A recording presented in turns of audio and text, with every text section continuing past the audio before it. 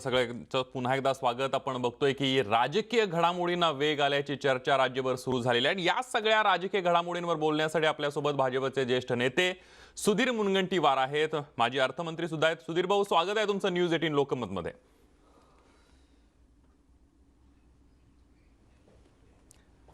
सुधीर मुनगंटीवार यांच्यापर्यंत आपला आवाज पोहोचत नाहीये, पण सध्या राजकीय घडामोडींना वेग आल्याचं पाहायला मिळतंय। एकीकडे नारायण राणे यांनी मागणी केलेली आहे की राज्यामध्ये राष्ट्रपती राजवट जी आहे ती लागू करण्यात यावी। देवेंद्र फडणवीसांची सुद्धा पत्रकार परिषद झाली, त्यांनी सुद्धा केंद्र सरकार कशा पद्धतीने राज्य सरकारला मदत करतंय याविषयी माहिती दिलेली आहे।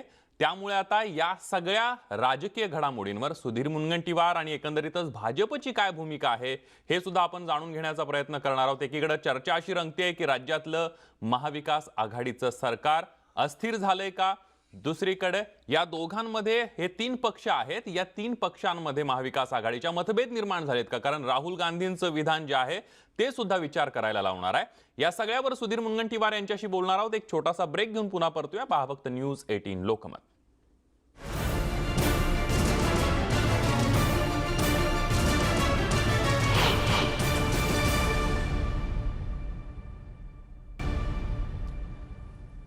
राज्यामध्ये राजकीय वातावरण तापायला लागलेलं आहे। या सगळ्याविषयी बोलण्यासाठी सुधीर मुनगंटीवार आपल्या सोबत असणार आहेत आणि त्यांच्याकडून आपण या सगळ्या परिस्थितीवर भाजपची काय भूमिका आहे हे जाणून घेणार आहोत। मात्र त्या अगोदर एक ब्रेकिंग बातमी बघणार आहोत, कारण केंद्राकडून राज्याला 145 विशेष श्रमिक ट्रेनची व्यवस्था करण्यात आलेली आहे। सरकारनं मात्र मजुरांसाठी अवघ्या 13 ट्रेन सोडलेल्या आहेत। रेल्वे मंत्री पियुष गोयल यांनी या संदर्भात ट्विट केलंय।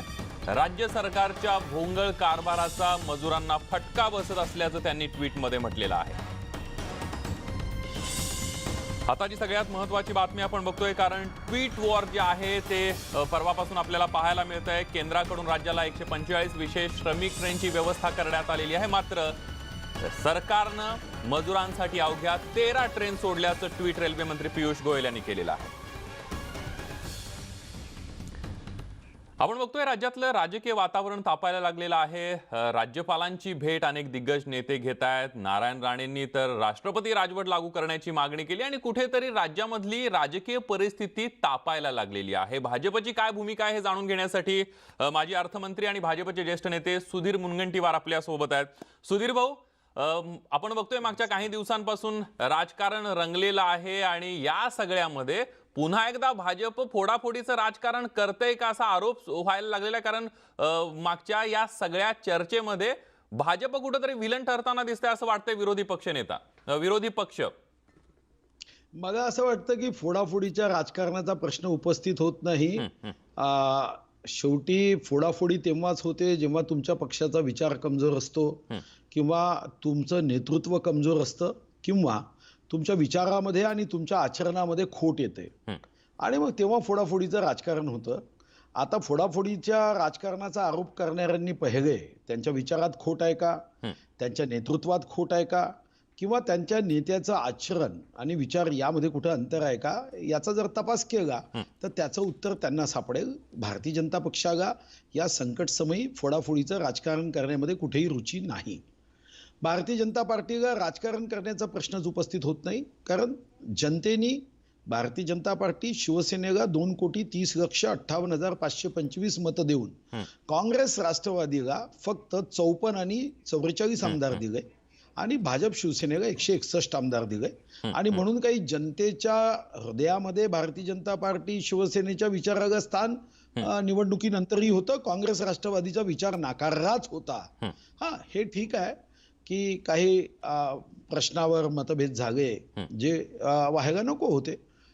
शिवसेना ज्यांच्यासोबत त्यांचा विचार कुठेही दूरपर्यंत, म्हणजे जसं रेल्वेच्या 2 पटरी आहे ज्या कुठेही एकत्र येऊ शकत नाही, असे हे 2 विचाराच्या 2 पटरीवर यांची सत्तेची ट्रेन धावायला लागली, एवढंच आहे। ठीक आहे, त्यांनाही सुधीर भाऊ एक प्रश्न विचारतो यालाच जोडून। तुम्ही असं म्हणालात की ते काही मतभेद झाले काही विषयांवर आणि शिवसेना आमच्यापासून दूर गेली। देवेंद्र फडणवीस यांच्या पत्रकार परिषदेमध्ये पण असंच होतं की काँग्रेस आता हात झटकायला लागली आणि शिवसेनेवर खापर फोडायच्या तयारीत आहे। कुठेतरी भाजपचा सॉफ्ट कॉर्नर आहे शिवसेनेच्या बाबतीमध्ये अजूनही? असं आहे की भाजपचा सॉफ्ट कॉर्नर हा कोण्या पक्षाविषयी किंवा कोणत्याही पक्षाच्या नेत्याविषयी नसतो. भाजपचा सॉफ्ट कॉर्नर हं, हा हं. विचाराविषयी असतो. राष्ट्रहिताचा विचार असेल, देशहिताचा विचार असेल, छत्रपती शिवाजी महाराजांच्या रयतेचं राज्य आणण्याचा विचार असेल, जेव्हा जेव्हा एखादा व्यक्ती, एखादा पक्ष या विचाराच्या संदर्भामध्ये आपली भूमिका स्पष्ट करतो, तेव्हा तेव्हा भारतीय जनता पार्टी त्यांच्या सोबत जाते. हं.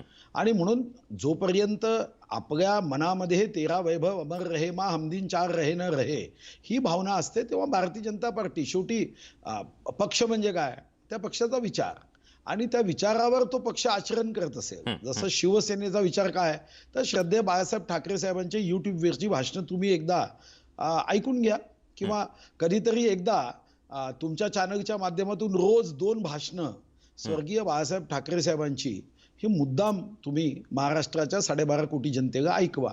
तो शिवसेनेचा विचार आहे. तो विचार जो आहे त्या विचाराशी भारतीय जनता पार्टीची अगदी मैत्री सुधीर भाऊ, होती. हा मुद्दा तुमचा लक्षात आला. विचार एक होते, एकत्र निवडणुकाही लढवलेल्या होत्या, पण मतभेद झाले. आता राहिला प्रश्न केंद्राचा आणि राज्यामध्ये सुरू असलेल्या मतभेदाचा. ट्विटर वॉर सुरू असल्याचं पाहायला मिळतंय. आत्ताचीच महत्वाची बातमी आपण बघतोय की पियुष गोयल यांनी पुन्हा एक ट्विट केलेलं आहे की 145 विशेष ट्रेन दिलेल्या आहेत राज्याला, मात्र राज्यानं मजुरांसाठी अवघ्या 13 ट्रेन सोडलेल्या आहेत. रेल्वे मंत्रालयाकडे यादी पोहोचवलेली नव्हती कालपर्यंत, त्यांनी माहिती दिली त्याप्रमाणे. याबद्दल तुमचं काय मत आहे? नाही, खरं तर हे ट्विटर वॉर का सुरू झालं?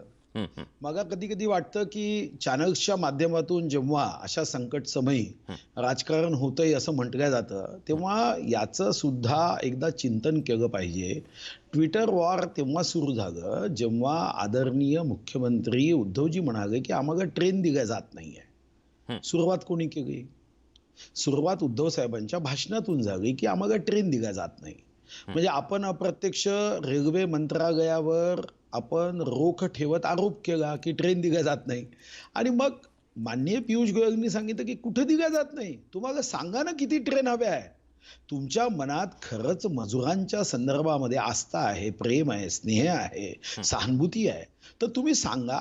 तुम्ही आपल्या महाराष्ट्राच्या 18 लक्ष 1.8 मिलियन लोक आपले कर्मचारी आहे, ज्यांच्यावर आपण 1,44,000 कोटी रुपये खर्च करतो. म्हणजे साधारणतः रोज आपण ज्यांच्यावर 400 कोटी खर्च करतो, अपेक्षा ही होती की यादी तयार असेल, मजुरांची नावं तयार असेल, कोणत्या ट्रेनमध्ये कोणत्या मजुरांना पाठवायचं आहे त्याबद्दलची सर्वंकष नियोजन झालं असेल.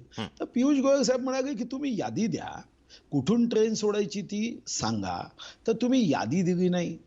ट्रेन कुठून सोडायची याची पूर्वतयारी कुठेही झालेली नव्हती. तुमच्याकडे संगणकीय डेटा नव्हता. नाही तर एका मिनिटामध्ये तुमच्याकडे जर संगणकीय डेटा असेल, एका मिनिटामध्ये तुम्ही रेल्वे मंत्र्यांनी ट्विट केल्यावर त्या ट्विटच्या उत्तरात तुम्ही लिंक पाठवली असती आणि सांगितलं असतं की हा आमचा डेटा आहे, इथून उत्तर प्रदेशसाठी एवढ्या ट्रेन आहे, ओरिसासाठी एवढ्या आहे, छत्तीसगडसाठी एवढ्या आहे, राजस्थानसाठी एवढ्या आहे, मध्य प्रदेशसाठी एवढ्या आहे, पंजाबसाठी अगदी एवढ्या सुधीर आहे. भाऊ, तुमचं म्हणणं लक्षात आलं आणि रेल्वे मंत्र्यांचंही म्हणणं लक्षात आलं. मग प्रश्न असा उरतो की रेल्वे मंत्र्यांनी राज्याच्या संबंधित यंत्रणांकडे मागणी याद्यांची करायला पाहिजे. ती ट्विटरवरून का मागणी केली, असाही प्रश्न एक उपस्थित होतोय. नाही, असं आहे की रेल्वे मंत्र्यांनी पहिलेच मागणी केली, पण जेव्हा जाहीर प्रचार सभा असल्यासारखं तुम्ही आरोप केला की ट्रेन दिल्या जात नाही, तेव्हा त्याचं उत्तर तुम्हाला काय वाटतं? त्याचं उत्तर असं द्यायचं का, गुप्त उत्तर द्यायचं? तुम्ही जेव्हा आरोप जाहीरपणे करता, तुम्ही दुसऱ्यांना जेव्हा कमी लेखण्याचा प्रयत्न करता, त्यांनी पत्रव्यवहार केलाय. रेल्वे मंत्रालयाच्या साईटवर सारे निर्देश, साऱ्या सूचना सर्व उपलब्ध आहे. माननीय पंतप्रधान महोदयांनी व्हिडिओ कॉन्फरन्समध्ये वारंवार आपलं मत मांडायला आपण सांगतोय. आणि दुसरा, तुम्ही भाषणात मांडण्याच्या ऐवजी हाच मुद्दा पियुष गोयल साहेब महाराष्ट्राचे आहे, मुंबईत राहतात, एक प्रेमाने फोन केला. तर मला वाटतं की ज्योत से ज्योत जगाते चलो, प्रेम की गंगा बहाते चलो. तुम्ही जेव्हा आरोप कराल तेव्हा मला असं वाटतं की बेर लगाए बबूल के, पेड़ लगाए, बीज लगाए बबूल के तो बेर कहां से आए. तुम्ही अशा पद्धतीने राजकारण करणारं, जर लोकांच्या मनात भ्रम निर्माण करणारं, संदिग्धता निर्माण करणारं वाक्य जेव्हा वापरता, तेव्हा तुमची अपेक्षा अशी आहे का? तुमची अपेक्षा अशी असेल का? कारण शेवटी आमचे राष्ट्रसंत तुकडोजी महाराजांची ती खूप चांगलं भजन आहे. मित्रा कर मैत्री त्याची, सहनशीलता सरळ बुद्धीची, वागणूक ज्याची. ज्याची सहनशीलता आणि सरळ बुद्धीची वागणूक असेल तर त्याला ती वागणूक दिली जाईल. तुम्ही जर अशा पद्धतीने तुम्ही म्हणाल की मी बाण सोडतो, पण समोरच्यानी मात्र डिओगेटर पाठवायचं, मला वाटतं हे योग्य नाही, हे अन्यायकारक आहे. अगदी बीज म्हणजे बोओगे बबूल के तो बेर कहां से आए. अगदी सुधीर भाऊ, म्हणजे विरोधी पक्ष हा सरकारला मदत करेल कोरोनाच्या या सगळ्या लढ्यामध्ये, असं तुमचं म्हणणं आहे. धन्यवाद, तुम्ही न्यूज 18 लोकमत शी आपली प्रतिक्रिया दिलीस आणि पक्षाची भूमिका आपण मांडली त्याबद्दल धन्यवाद तुमचे. आणि या सगळ्यामध्ये आपण बघितलं सुधीर भाऊ, सुधीर मुनगंटीवार आपल्यासोबत होते. आणि भाजपची या सगळ्या राजकारणामध्ये जे आरोप केले जातात, भाजप फोडाफोडीचं राजकारण करते का, केंद्र आणि राज्यांमध्ये मतभेद कशावरून सुरू झालेत, या सगळ्यावर सुधीर मुनगंटीवार यांनी भाजपची भूमिका मांडलेली आहे. यानंतर या विशेष कार्यक्रमामध्ये इथंच थांबूया. ताज्या बातम्यांसाठी पहा फक्त न्यूज 18 लोकमत.